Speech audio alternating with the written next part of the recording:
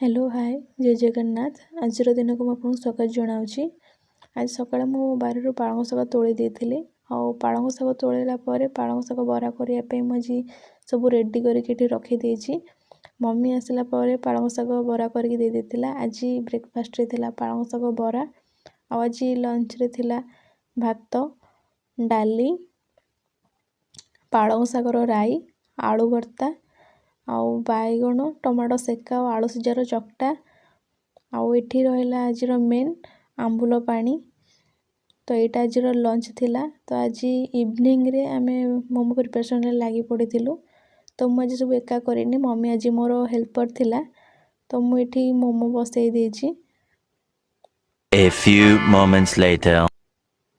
तो मोमो ये रेडी हो जाइए। तो मु मैदार नु आज अटार मोमो प्रिपरेशन करी। तो खाइला बेलू को आज 8टा 8:30 हो जाता। तो आज मोमो खाई नाइट शोलु। तो रोची जय जगन्नाथ।